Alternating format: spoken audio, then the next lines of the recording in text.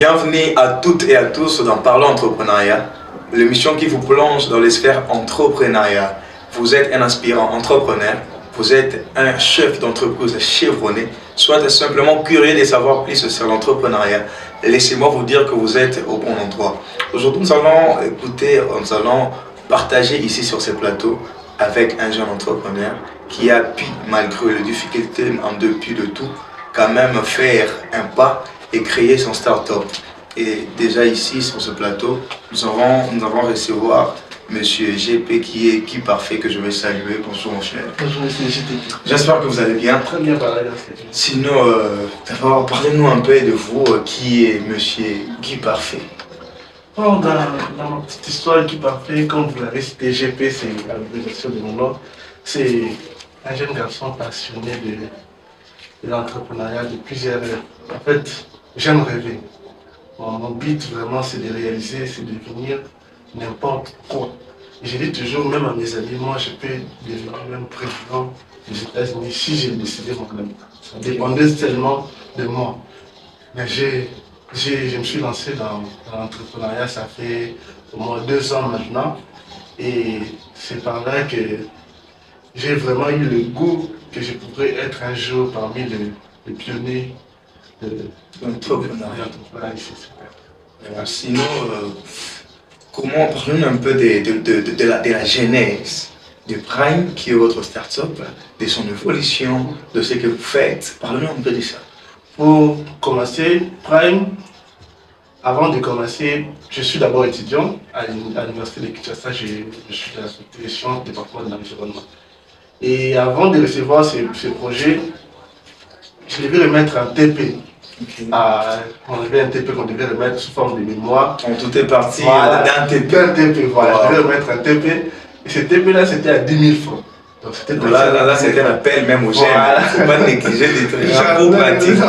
Je devais remettre ce TP-là et j'ai rencontré un monsieur, un grand frère qui a eu à me former sur l'entrepreneuriat. Il avait donné une formation, c'était une conférence d'un seul jour. Okay. C'était en 2021. Je lui ai rencontré à la couloir de la faculté de sciences.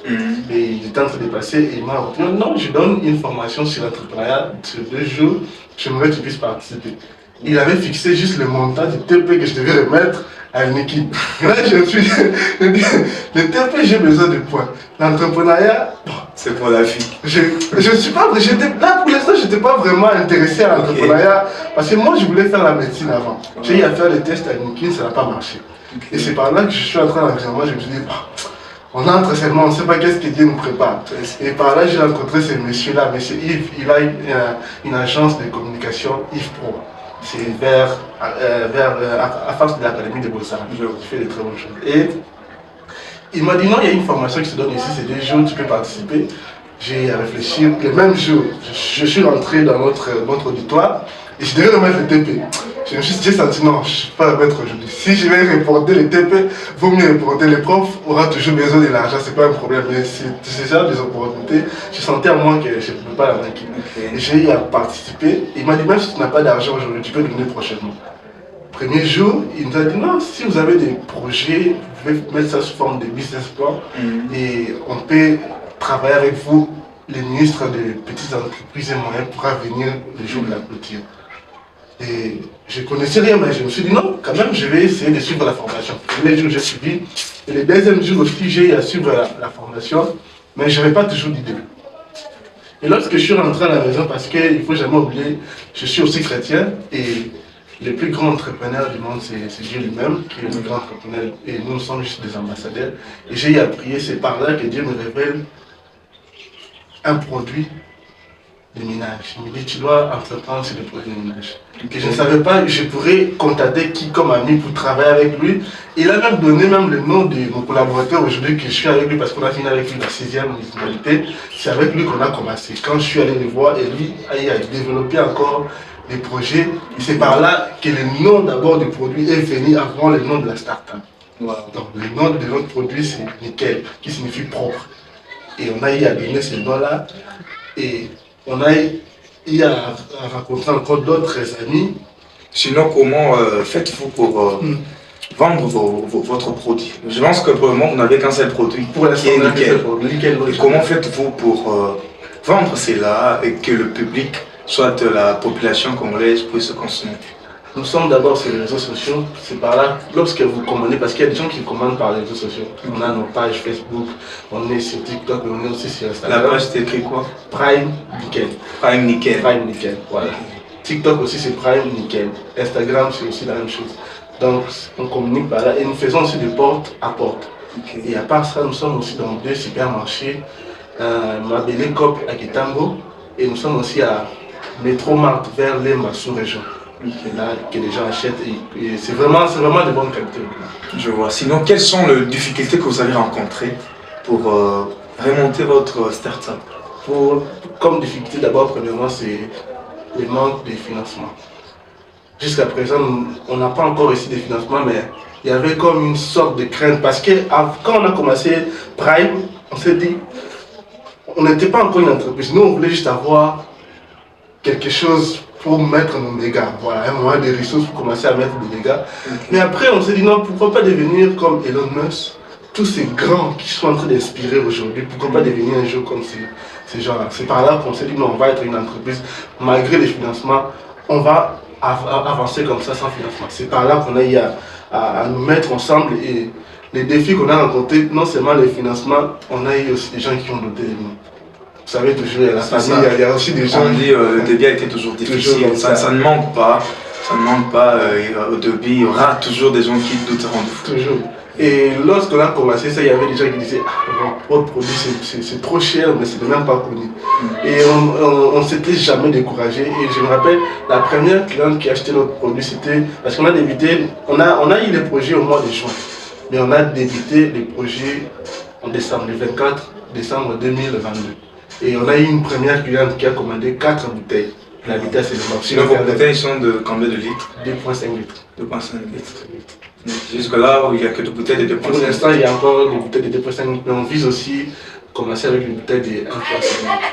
Okay. 1,5 litres, donc à peu près 1 litre. Sinon, à part les difficultés, comment pouvez-vous lancer un mot, dire un mot aux autorités qui nous suivent? Parce que c'est un bon projet.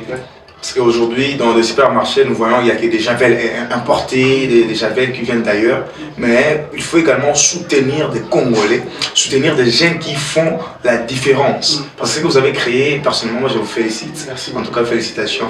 Dites un mot, soit un appel aux autorités qui nous suivent maintenant, de vous soutenir et pourquoi pas de venir en aide, même financièrement, pour que ces projets puissent cartonner. Parce que c'est un projet qui a vraiment de l'avenir.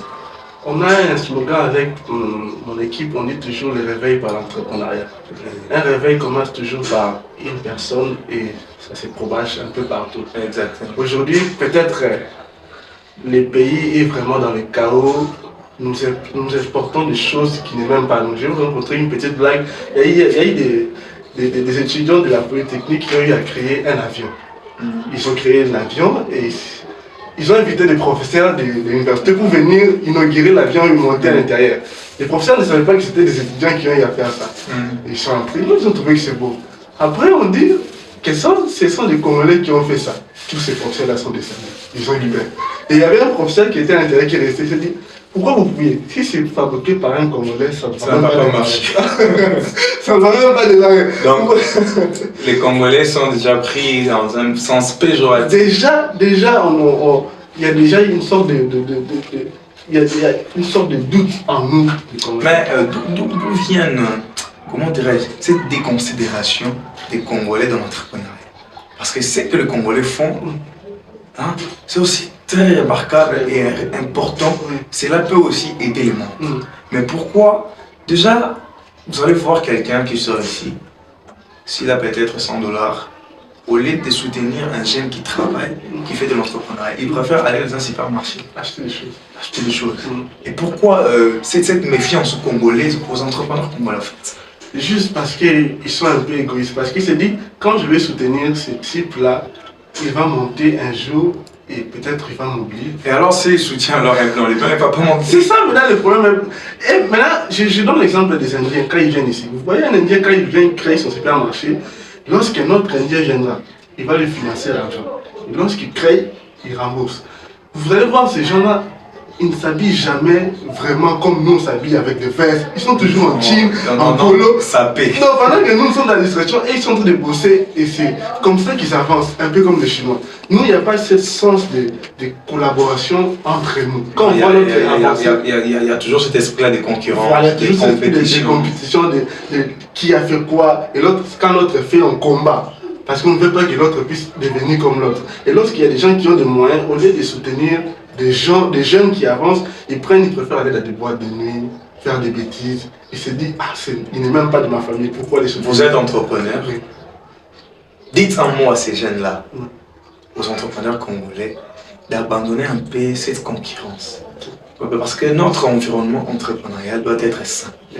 La collaboration doit être au centre. On doit travailler en harmonie et en collaboration pour... Parce que l'entrepreneuriat ici, je pourrais dire, on est encore au début. Vous comprenez? Et ces débits doivent être un peu remarquables en étant ensemble, en faisant des choses en commun pour aussi primer dans le monde. J'ai un peu pris votre prix, donc soyez prêts. Donc, donnez un peu cet espoir aux jeunes Congolais, aux entrepreneurs, de collaborer en fait. C'est un peu comme je vous avais dit l'autre fois sur WhatsApp. On ne peut pas vider un fleuve le même jour. Exactement. C'est trop grand le fleuve. Mais si chacun de nous prenait une louche c'est une grosse cuillère, ou bien un seau d'eau, commencer à enlever petit à petit, on va se rendre compte qu'on a quand même vidé le fleuve. Nous sommes vraiment en retard dans beaucoup de choses. Mais nous dormons sur l'or. Ces pays, on nous dit toujours que l'Arabie c'est un pays riche. Mais tant qu'on non en pratique. Tant qu'on ne pratiquera pas cette richesse, on deviendra toujours pauvre. La richesse d'abord c'est le mental. Tant que votre mental est déjà éloigné, est déjà effacé entre vous. Mais déjà, l'entrepreneuriat aujourd'hui, c'est ça même les socles du développement d'un pays. Mais déjà moi je m'inquiète, ça me fait mal un peu parce que nous tous on est passés par là. Déjà à l'université d'abord redescendons un peu à partir de l'école primaire, surtout ça. Même la maternelle, passer par l'université parce qu'on dit l'éducation de base c'est d'abord la famille, après c'est là, c'est l'école et l'église également est à la base de l'éducation d'un peuple, soit d'un enfant. Déjà à la base, il n'y a pas cet esprit entrepreneurial. On nous enseigne, soit on nous apprend, on nous instruit à l'université, à l'école, à l'église, c'est justement pour aller être un demandeur d'emploi et non pour être un créateur. Vous comprenez? Déjà, il faut que même les PST, même le SU et même nos églises, les confessions religieuses puissent enseigner aux jeunes l'entrepreneuriat. Déjà savoir que non, je suis étudiant, mais je peux également sortir de l'université et passer directement et être patron. Et non passer pour faire des CV, la lettre de motivation, soit lettre de demande d'emploi. Non. Vous comprenez? J'aimerais aussi que vous puissiez un peu réveiller ces jeunes-là, dire un mot aux autorités aussi congolaises pour inculquer cet esprit entrepreneurial à nos jeunes parce que c'est dès les bas âges qu'on doit comprendre que l'entrepreneuriat est très important. Lorsque vous lisez les livres des pères riches, pères pauvres, il me fait la différence entre les pères riches et les pères pauvres. Voilà. Le père riche, c'était son propre père à lui qui était étudiant, qui a eu des diplômes, qui a fini, mais qui était toujours pauvre. Mais il y avait le père de son ami qui s'appelait Mike, qui était riche, mais qui n'a pas fait de grandes études. Ici au Congo, on a des gens qui ont fini, qui ont fait de grandes études, mais qui sont pauvres. Pourquoi? Parce qu'au bas âge, déjà, il n'y a pas d'abord le coût de la richesse. On nous apprend à être des demandeurs des emplois. On nous apprend à chercher et non à créer des emplois. Et tant que ça ne commencera pas, parce qu'on ne peut pas régler des choses directement au sommet. On doit retourner en arrière. En arrière, ce sont des jeunes qui viennent de la génération après nous. Lorsqu'on ne va pas gérer, on ne va pas organiser, on ne va pas encadrer la génération qui est en train de venir, on va toujours demeurer dans il y a d'autres jeunes pétris des talents ici en RDC, à Kinshasa, pétris des talents. Comme vous avez dit, l'histoire du père riche, père pauvre, de Robert Kiyosaki. Son père avait fait de grandes études, mais il était pauvre. Et le père de son ami n'avait pas fait de bonnes études, mais avait beaucoup de moyens et était riche. Ouais. Donc, c'est-à-dire que l'entrepreneuriat n'est pas lié aux études. Voilà. Vous comprenez? Vous pouvez entreprendre avec ce que Dieu a mis en vous. Voilà. Vous pouvez avoir un talent, vous pouvez avoir un don. Peut-être dès le bas âge, vous avez un enfant qui sait très bien dessiner.